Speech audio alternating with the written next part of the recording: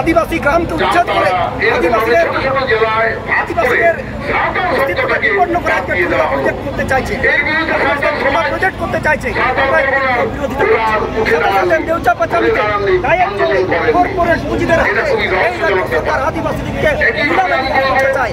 এই প্রশ্নে আমরা এখানে হয়েছে এবং এই লড়াই শুধু চলবে, গ্রাম মানে শহরের আন্দোলন গ্রামে ছড়িয়ে পড়বে।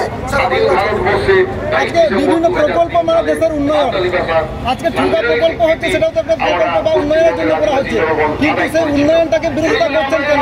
অবশ্যই উন্নয়নটা আকাশে হবে না, উন্নয়নটা এখানেই হবে।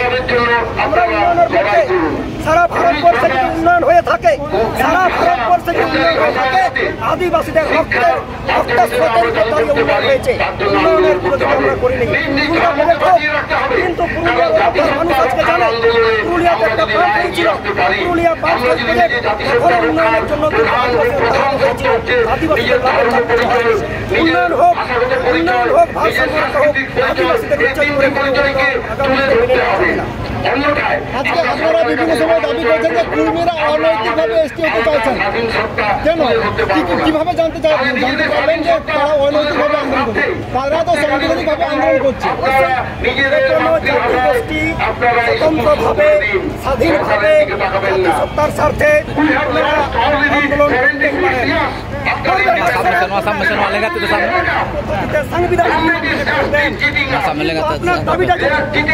আমার জাতির হয়, আমিও কিন্তু আমার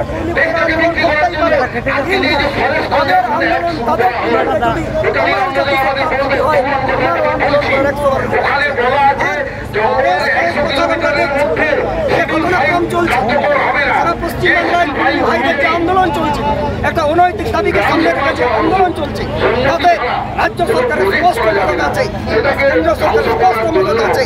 এই জন্য আমরা রাষ্ট্রীয় ষড়যন্ত্রের বিরুদ্ধে আজকে আমরা এখানে আজকে যে আন্দোলন, এই আন্দোলনটি ইউনাইটেড ফোরাম অল আদিবাসী অর্গানাইজেশনের পক্ষ থেকে যে ডাক দেওয়া হচ্ছে, এই সংগঠনে বা এই ফোরামে আপনাদের মোট কটা সংগঠন রয়েছে? ফোরাম মঞ্চ, বিভিন্ন সামাজিক সংগঠন, আদিবাসী গণসংগঠন মিলিত হয়েছে। আমার জানা বা ভাই 49টি সংগঠন এসছে এবং আরও আদিবাসী সংগঠন আমরা ওয়েলকাম জানাচ্ছি। আসুন এক ছাতার মঞ্চে দাঁড়িয়ে, এক ছাতার তলায় দাঁড়িয়ে আমরা আন্দোলন করি। আজকে যেভাবে বিভিন্ন জায়গায় এসটি সার্টিফিকেট নিয়ে যেভাবে সমস্যা চলছে, এসটি সার্টিফিকেট নিয়ে বিভিন্ন স্কুল কলেজ বা এডুকেশনের ক্ষেত্রে আমরা দেখেছি, কিন্তু মানে এ নিয়ে আমাদের জনপ্রতিনিধিরা একটা বাক্য প্রয়োগ করেননি। এ নিয়ে কি বলবেন? আদিবাসী জনপ্রতিনিধি নিয়ে আমি দুটো কথা বলবো। ওনারা নামে আদিবাসী এমএলএ, ওনারা নামে আদিবাসী এমএলএ, ওই জঙ্গলমহল থেকে উত্তরবঙ্গ থেকে আদিবাসী এমএলএরা যখন থাকে, জঙ্গলমহলে আদিবাসী থাকে, আর গঙ্গা পেরিয়ে গেলে ওরা এমএলএ হয়ে যায়, আদিবাসী সত্তা থেকে ওরা ছুঁড়ে ফেলে দিয়ে আসে। তাই বিধানসভায় দাঁড়িয়ে আজ পর্যন্ত কোনো রকমের কোনো স্পষ্ট বার্তা দিতে পারেননি বা জনসমস্যা পারেননি বা বন্ধ করা যাবে তার জন্য তৈরি করতে পারে। আজকে বিভিন্ন জায়গায় যে ফেক এসটি সার্টিফিকেট নিয়ে আন্দোলন করছে, আদৌ কি ফেক এসটি বলে কিছু আছে? অবশ্যই আছে। তার প্রমাণ ঘুরি ঘুরি প্রতিদিন আমরা দেখছি। মেডিকেলে ভর্তি হতে গেলে, ইঞ্জিনিয়ারিংয়ে ভর্তি হতে গেলে, চাকরি পরীক্ষাতে, পিএসসিতে, এসএসসিতে প্রত্যেকটা জায়গায় চাকরি পরীক্ষা ফেক এসটি ভরে গেছে। তার প্রমাণ বিভিন্ন জায়গায় দিয়েছি এবং বিশেষ করে আমাদের ইউনাইটেড অর্গানাইজেশন